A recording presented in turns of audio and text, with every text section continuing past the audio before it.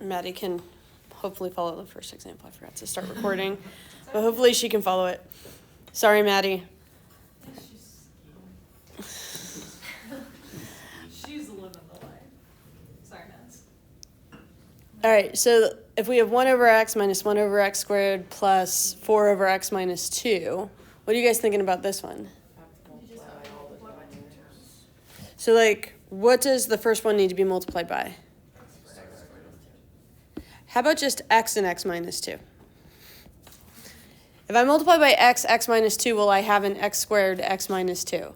Yes. Yeah? Yep. Oh. For that first fraction? And then if I multiply this one by x minus 2, and then if I multiply this one by x squared, will I have a common denominator? Yeah, so now whatever we do to the bottom, we also do to the top.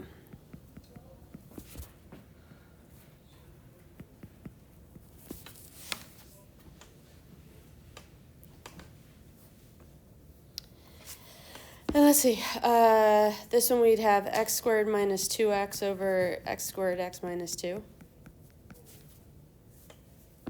minus x minus 2 over x squared x minus 2 plus 4x squared over x squared x minus 2. And then I want to point out that if we wanted to, we could change this minus sign to a plus sign, but what we have to do is distribute it because we're subtracting that entire numerator. So that would become negative x plus 2. Is everybody feeling good so far? Okay, and then let's see if I combine my like terms there. I get 5x squared minus 3x plus 2 over x squared x minus 2. Should we keep it like that or simplify the bottom as well? Theoretically, what we should do is try to factor the top and see if anything cancels with the bottom, but don't stress about that, okay? All right, so I am not having you add algebraic fractions. You guys have shown that you know how to do this a long time. However, I am going to have you integrate something like this. And what I want to ask you guys is how would you feel about integrating this versus how you would feel about integrating this function. I'd love to integrate that. So are you with me that the processes we just did showed that this function and this function are equivalent in value? So that to integrate this, I don't need to learn a fancy thing. I need to learn just how do I put this back to this. So we call that decomposing a fraction. Is everybody with me so far? Yeah. Okay.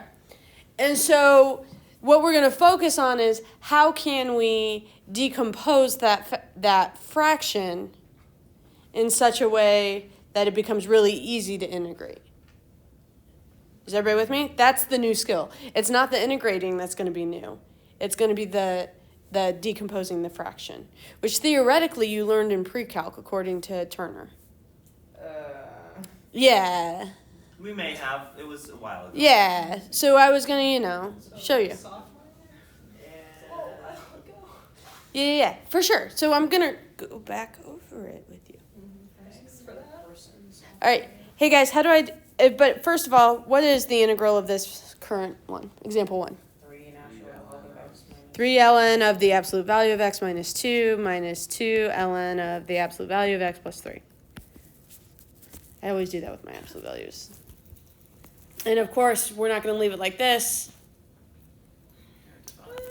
We're going to plus c. We're just going to plus c there, yeah? Yeah, that made that. Combining, dividing. Everybody good? Sweet. All right, so let's look at this one.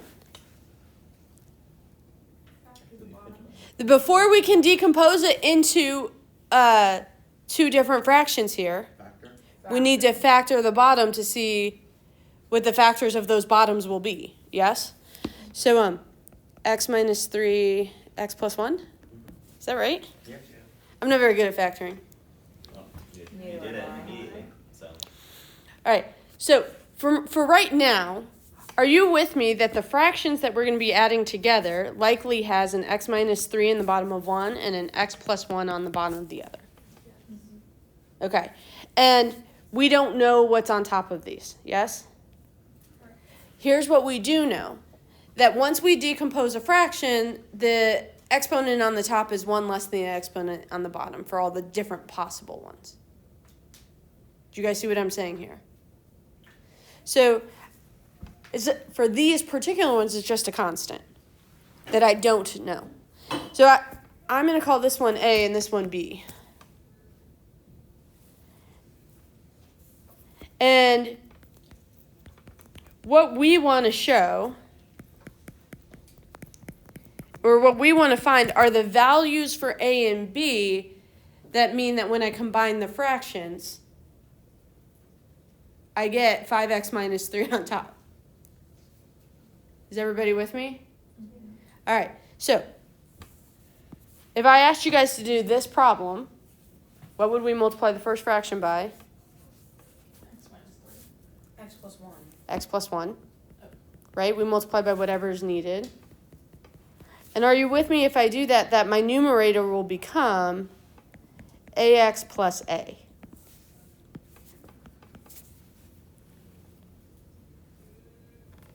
And what about the second one? Bx minus 3. If I multiply by the x minus 3, Oh, minus b. Or 3b? 3 I would get bx minus 3b. Is everybody with me? Mm-hmm. And what do we know that the value of those needs to equal? 5x. 5x minus 3.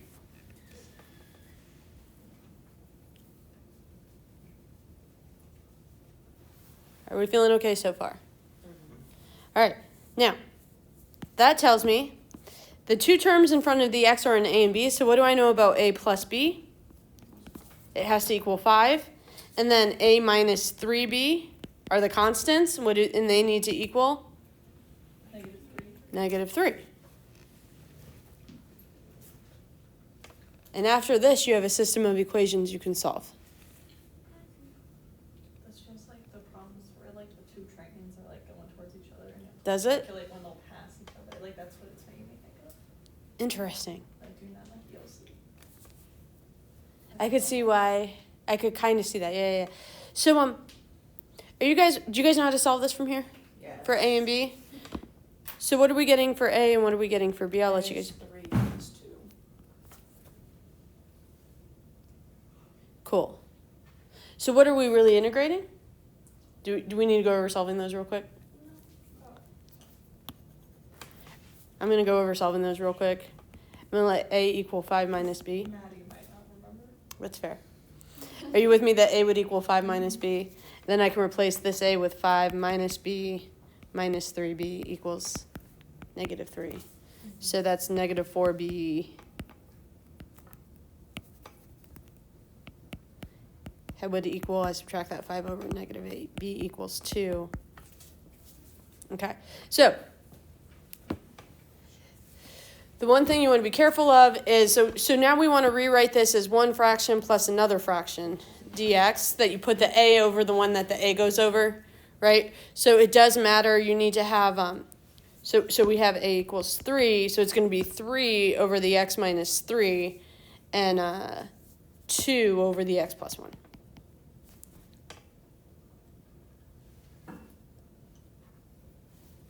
And then 3 ln of x minus 3, and plus 2 ln of... It always happens to me. I write my LNs as absolute variables.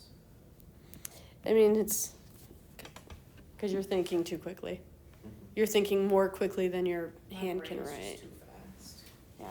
At least that's what it is on my end of, like, I'm already thinking about the absolute value bar before I've actually completed the ln.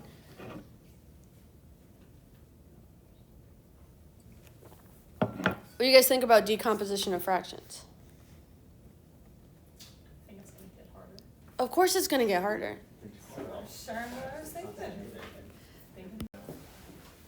Well, that's... Wow, did I give you the same one twice? Seems silly. Let's skip that one and do... Oh, you know which one we should do. We'll skip this one because obviously we're not going to do the same one twice. Why don't you guys do 3? I know, we could do a minute. She said she was fine doing a couple. Well, I have a burrito in my stomach when swimming. Not that I swim anything hard.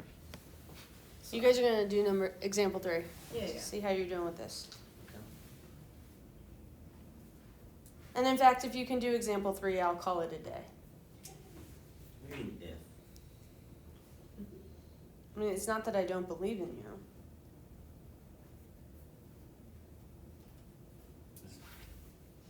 Is that what it is? No, I do believe in you. It's just the first time you try something in a long time, sometimes you're prone to make small mistakes that you don't mean to make. So true. I should probably do it. I don't wanna like ask my question. It's like, in case someone thinks with this or with this Yeah. being good and this being The positive. other way around here. Okay, cause I never remember. And then like polysmalls was different than.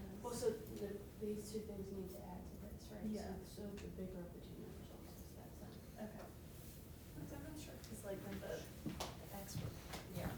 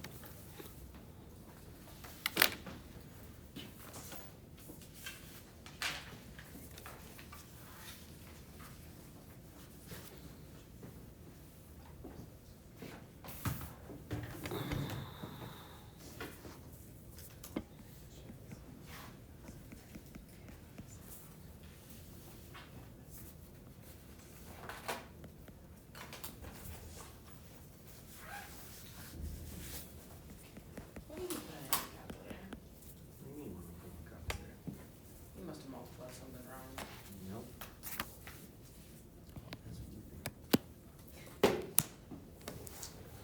I might be double checking A and B.